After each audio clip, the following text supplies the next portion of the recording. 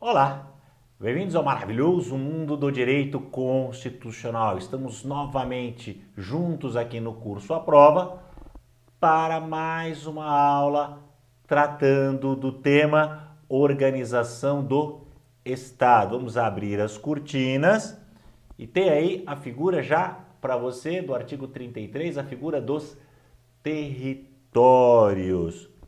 Se você se recorda, na última aula nós falamos do Distrito Federal. Nós já tratamos aqui dos Estados-membros, já tratamos do município e já tratamos do Distrito Federal. E agora aparece para você esta figura esquecida dos territórios. Por que eu digo que é uma figura esquecida? Porque os mais jovens nem conheceram territórios, né? Os territórios, os últimos territórios, foram convertidos em estados na Constituição de 88 e, no caso de Fernando Noronha, foi devolvido a Pernambuco na Constituição de 88. Então, quem nasceu muito próximo disso ou depois de 88, nunca talvez tenha escutado falar nos territórios. Qual é a ideia de um território? Então, para você que nunca ouviu falar disso, qual é a ideia de um território? Vejam, a ideia do território é que ele é uma área que possui uma autonomia reduzida em favor da União. É isso que eu diria que é um território, é uma área que possui uma autonomia reduzida em favor da União. A União pode fazer algumas interferências, então o território ele tem uma autonomia menor que a autonomia dos estados. E a sua pergunta é, mas Hidalgo, por que é que esses territórios que estão aí, eles não aparecem lá no caput do artigo 18? Por que os territórios não aparecem no caput do artigo 18? Porque se você for observar, os territórios não aparecem como entes federativos porque os territórios federais integram a União. Os territórios federais eles fazem parte da União. O território é considerado uma autarquia da União. Por isso que eles não aparecem lá no caput do artigo 18 como entes federativos. Mesmo que existissem territórios, não é possível a criação de novos territórios? Segue-se o mesmo procedimento aí da criação do Estado, plebiscito e lei complementar do Congresso Nacional. E aí pode ser criado um novo território, tá? Não é impossível a criação de um novo território. Mas mesmo que os territórios sejam criados, eles não serão considerados entes federativos. Na verdade, os territórios fazem parte, eles integram a União. São autarquias, é assim que a doutrina os classifica. Eles são autarquias da União. Vejam, os territórios, artigo 33. O que a Constituição nos traz sobre os territórios? Bom, primeiro, ela diz que os territórios, ou o território, pode ser dividido em municípios. Então, nós podemos encontrar a figura de um município, ou de mais municípios, dentro de um território. Além disso, as contas do território serão submetidas ao Congresso Nacional. Veja que se fosse um Estado, as contas do Estado são submetidas à Assembleia Legislativa. Mas as contas do território serão submetidas ao Congresso Nacional, com parecer prévio do Tribunal de Contas da União. No Estado, as contas do Estado são submetidas à Assembleia Legislativa, com parecer prévio do Tribunal de Contas do Estado. Aqui não, aqui é diferente. As contas do território serão submetidas ao Congresso Nacional com parecer prévio do Tribunal de Contas do Estado. É diferente. Uma outra característica do território que nós temos lá no artigo 33. Com mais de 100 mil habitantes,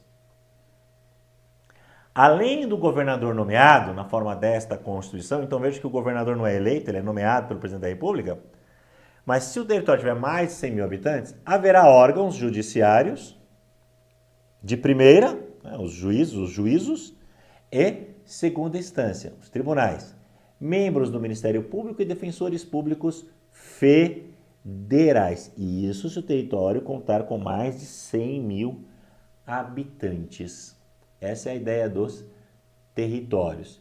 E aí, após isso, nós temos agora finalmente a União. Então nós vimos que entes federativos, União, Estado, Distrito Federal e municípios.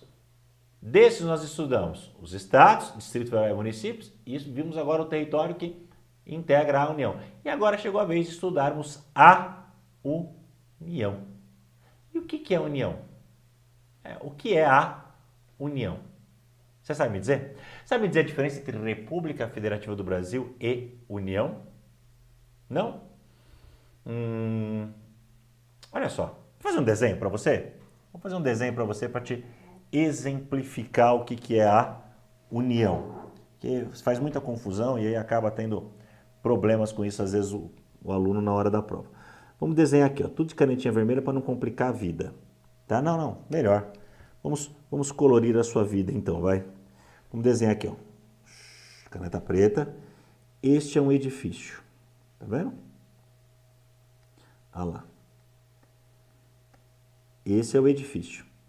Tá aqui as nossas janelinhas. Tá aqui as nossas janelinhas. Pronto. Ficou meio torto, mas eu não sei desenhar. Esse aqui é o edifício. Tá? Vamos imaginar que esse aqui é o edifício A, E, I, O, U. Pronto, é o edifício A, E, I, O, U. Tá? Bom, aqui, nesse apartamento, que é um apartamento de cobertura, mora o Joesley. Pronto, eu gostei desse nome, não sei onde eu vi esse nome. O Joesley mora na cobertura. O Joesley contratou um mordomo. O Joesley contratou um mordomo. Vamos mudar aqui o nome do mordomo, vai ser esse cara de azulzinho aqui. Esse aqui é o mordomo, ó. Quem que é o mordomo do Joesley? Um cara chamado Michel. Michel é bacana para mordomo. O Michel é mordomo do Joesley. E o Michel, ele fez uma amizade muito bacana. O Michel fez uma amizade muito bacana com o porteiro do prédio. O porteiro do prédio é o Aécio. Pronto, tá aqui. O Michel, o Joesley e o Aécio. O Michel e o Aécio, eles fizeram amizade e descobriram que tem algo em comum. Nenhum dos dois está recebendo a remuneração pelo serviço extraordinário. Nenhum dos dois está recebendo a chamada hora extra. Nem o Michel, nem o Aécio. Bom, quem que o Michel processa? Se o Michel, que é o mordomo do Joesley, não está recebendo hora extra, quem que o Michel vai processar? O Michel vai processar o Joesley. E o Aécio, que é porteiro? Se o Aécio não está recebendo hora extra, quem que o Aécio vai processar? O Aécio vai processar o condomínio. Isso mesmo, o Aécio vai processar o condomínio. Então, vamos colocar aqui o condomínio. Ó. Ele vai processar o condomínio A-E-I-O-U. Não é isso que o Aécio vai processar? O Michel processa o Joesley, porque o Michel é empregado do Joesley, mas o Aécio, que é o porteiro do edifício A-E-I-O-U, o Aécio vai processar o condomínio do edifício A-E-I-O-U. É assim que vai funcionar. Agora vamos imaginar o seguinte, vamos imaginar que não é mais o edifício A-E-I-O-U. Não é mais o edifício A-E-I-O-U. Agora nós estamos falando da República Federativa do Brasil. Estamos falando da República Federativa do Brasil. O Aécio não é mais porteiro da República Federativa do Brasil. Agora o Aécio melhorou de vida. Fala sério, Aécio. O Aécio agora é um agente da Polícia Federal. Olha só quem diria, Aécio, agente da Polícia Federal. Mas o agente da Polícia Federal, o Aécio, não está recebendo hora extra. Quem que o Aécio vai processar? O Aécio vai processar? Não, o condomínio. Não existe condomínio? Na verdade, o Aécio vai processar o equivalente aí ao condomínio. O Aécio vai processar quem? O Aécio vai processar a União. União, então, não é a mesma coisa? Hidalgo, União não é a mesma coisa que a República Federativa do Brasil? Não, tanto que no caput do artigo 18 está separado.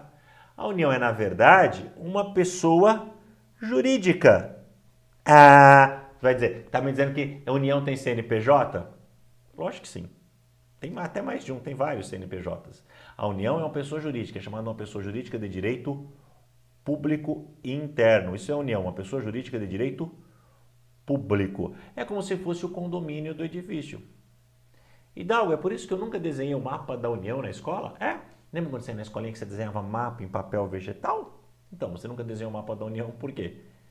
Porque a União é pessoa jurídica, você desenhava mapa da República Federativa do Brasil. Se eu ficar em frente ao edifício, eu vou desenhar o condomínio ou vou desenhar o edifício? Eu vou desenhar o edifício. Então, essa União, a União é pessoa jurídica de direito público. Então, vamos apagar tudo aqui, isso é só para que você não deixasse de aprender por desconhecer a figura da União.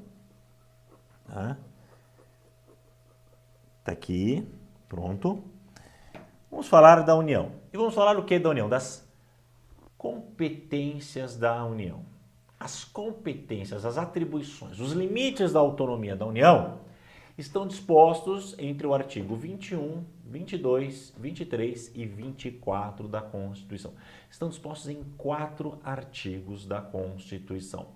Vejam, no que se refere à competência da União, nós temos a competência legislativa, esse é o primeiro tipo de competência. Depois nós veremos outro tipo de competência.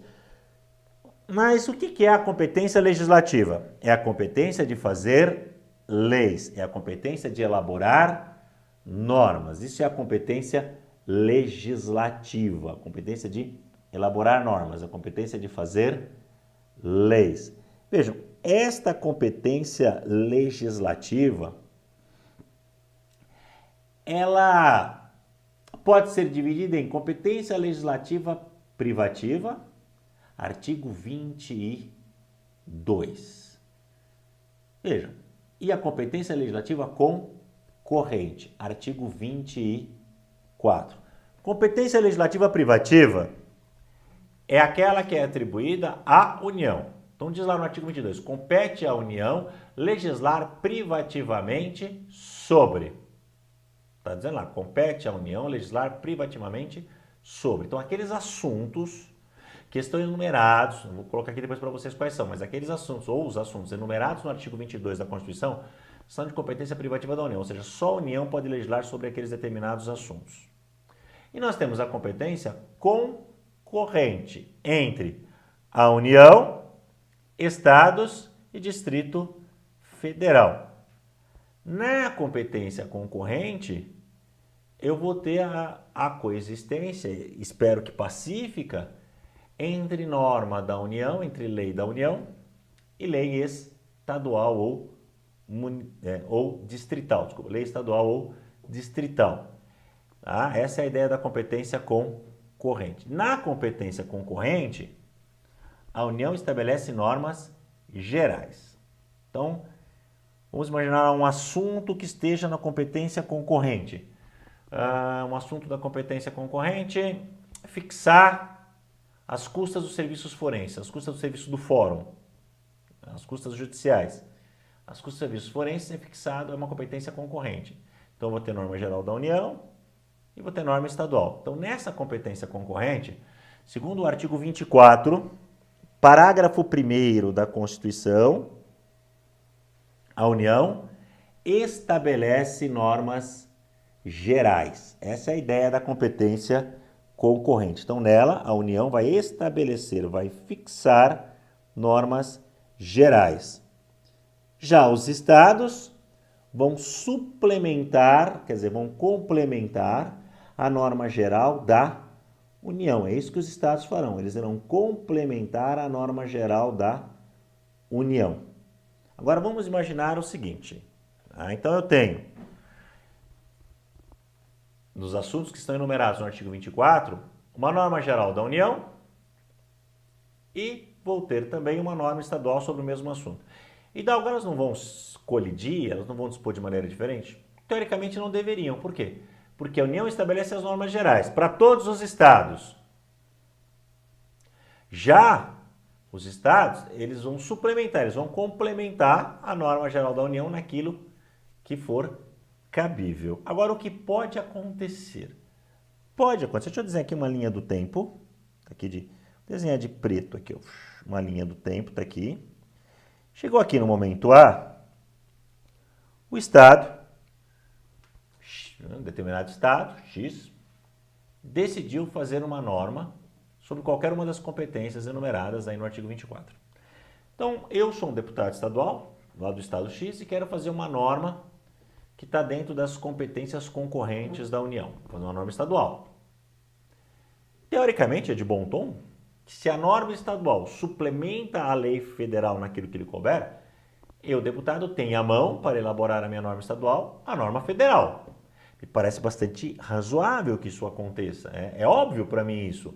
Se eu sou um deputado estadual e vou elaborar uma norma vinda da competência concorrente do artigo 24, e eu, o Estado, então só posso suplementar a norma geral da União, eu vou pegar a norma geral da União e ver, dentro daquilo que a União me possibilita, o que eu posso legislar, o que eu posso fazer em matéria de lei. Só que aí eu, deputado, descubro o seguinte: a União ainda não editou a norma geral sobre aquele assunto.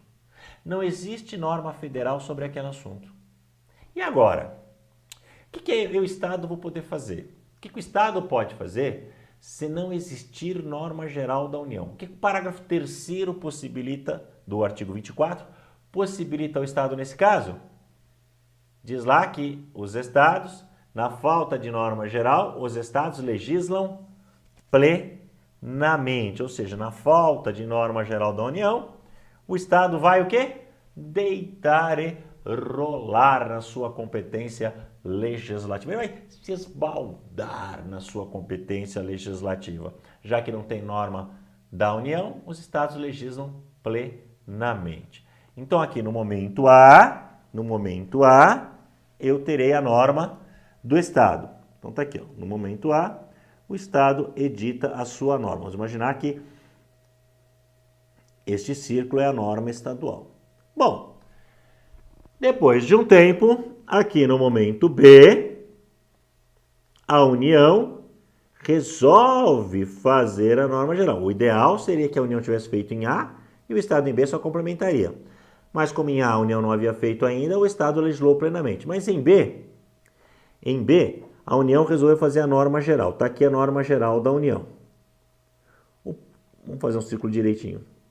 Quer dizer, direitinho dentro do que eu posso fazer, né?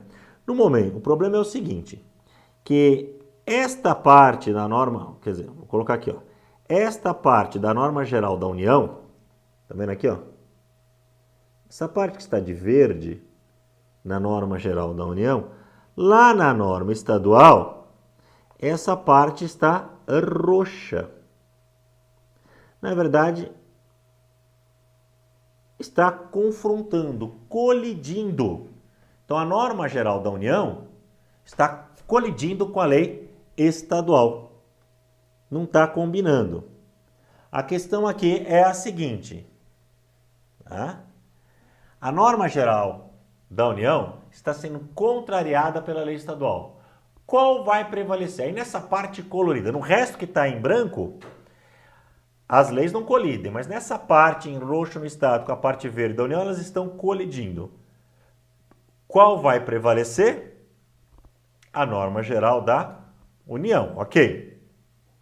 Agora, o que acontece com esta parte da lei estadual que está confrontando com a norma federal? Essa partezinha roxa aí, o que acontece com ela?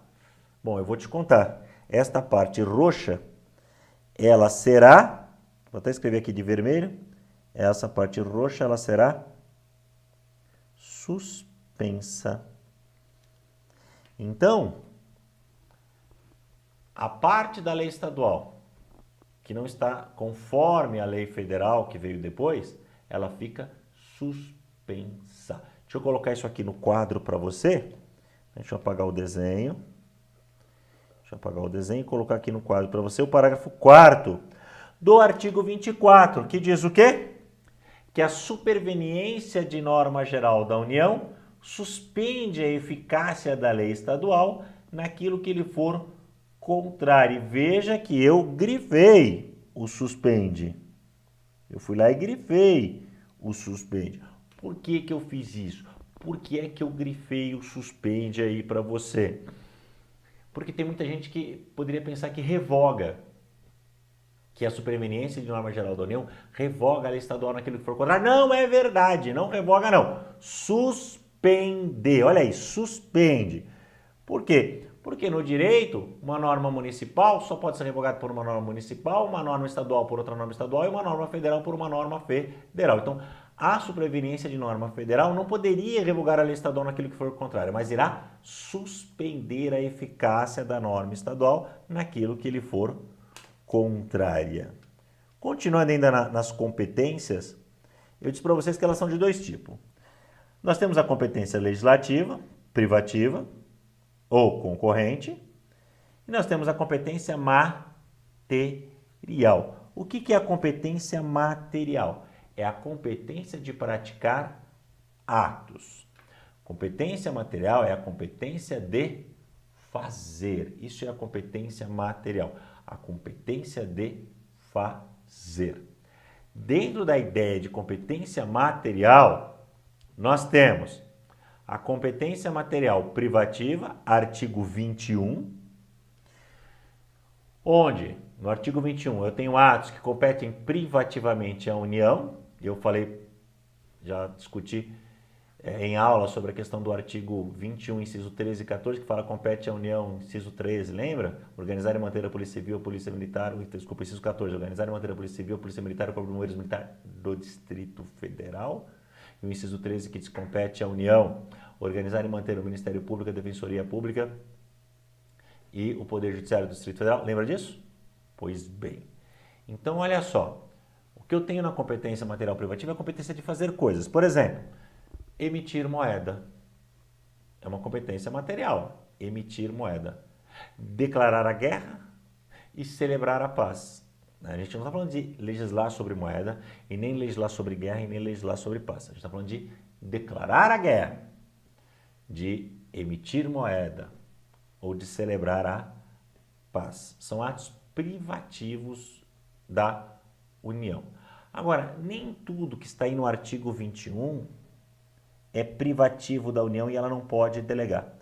Tem algumas competências do artigo 21 que são delegáveis. Por exemplo, o inciso 11 do artigo 21, tá? Se a gente for falar de competências delegáveis, o inciso 11 do artigo 21, ele fala que compete à União, caput, inciso 11, explorar diretamente ou mediante concessão, permissão ou autorização os serviços de telecomunicações da forma da lei, blá, blá, blá, blá. Os serviços de telecomunicações são de competência privativa da União, mas ela pode delegar isso para o particular. Assim como no inciso 12, nós temos, por exemplo, o serviço de radiodifusão sonora de sons e imagens, emissora de rádio e televisão. É competência privativa da União explorar isso? É, mas ela pode, por concessão, permissão ou autorização, delegar a exploração desse serviço de rádio e televisão para particulares. Outra competência privativa da União é o correio aéreo, um serviço de correio, não precisa ser o correio aéreo, o serviço de correio é competência privativa da União, que ela exerce por meio de uma empresa pública, que é a Empresa Brasileira de Correios e Telégrafos. Esse ela não pode delegar, assim como emitir moeda ela não pode delegar, assim como declarar a guerra ela não pode delegar. Então lá no artigo 21 da Constituição nós temos competências privativas, que são delegáveis, e temos as competências privativas que são indelegáveis. E nas competências materiais, eu tenho ainda a chamada competência material comum. São áreas, competência material comum, na verdade, são áreas em que todos os entes da federação podem atuar. Então, tem áreas que todos os entes da federação podem atuar. Todos quem? A União, já que é a competência privativa da União.